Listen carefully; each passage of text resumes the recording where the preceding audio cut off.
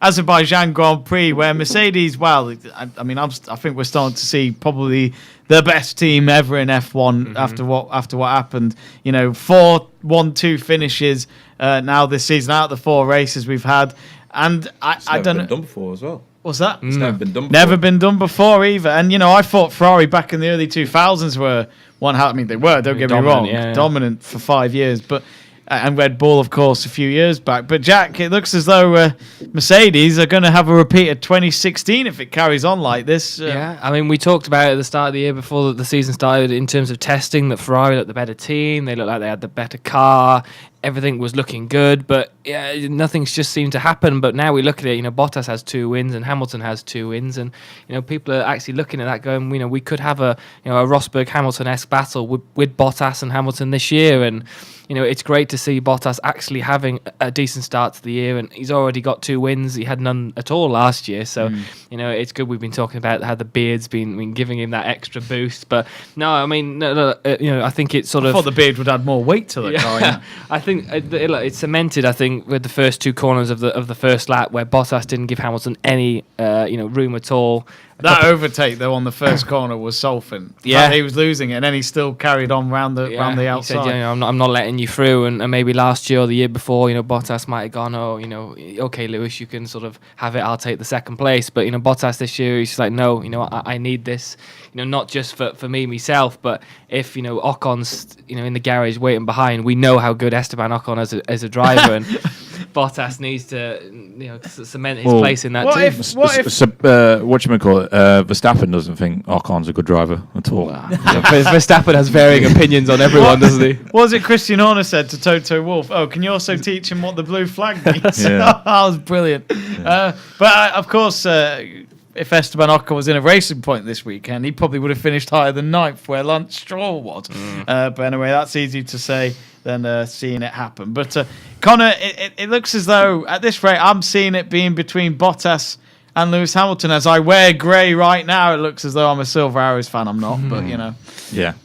I'm a Ferrari fan this season, but it's not happening. It's going to be exciting because if this continues on, it's going to be a point where Mercedes are so far in the head in the constructors that they won't mind. Potentially one of their drivers falling a little bit far behind in the grid and not win a constructors trophy every race and every now and then. So we could get to the point where Toto just goes, boys, go out there and race. Let's see who is the better driver, and in 2 races time, one of you is pulling ahead, then we'll decide to go with that person throughout the rest of the season. We could get that in, around the summertime or whatnot. It's going to be exciting potentially, looking at Germany, the British Grand Prix, Italian Grand Prix, see whether or not, we get to that stage where they are still neck and neck and say, let's race, and, perfect tracks for them to go out and do that on.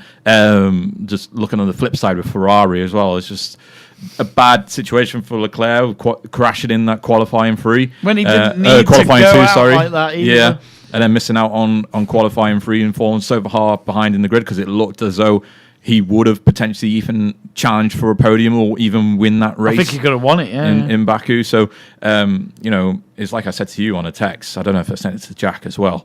I don't rate Vettel at all anymore. I think he's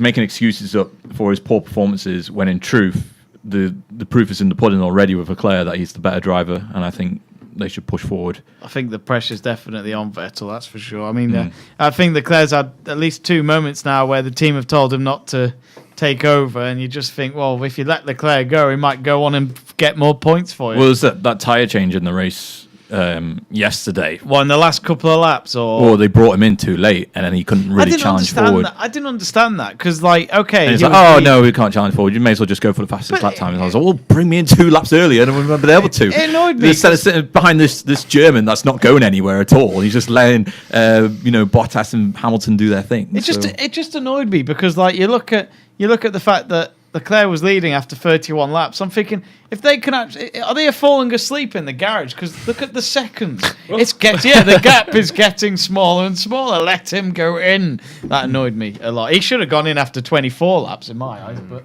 instead it was 32. I must admit though, looking at it long season wise, I can't see Mercedes prioritizing towards Bottas. I just feel like it's Hamilton or both. in terms of going for the I championship. think if they stick together, they can't afford to pick one.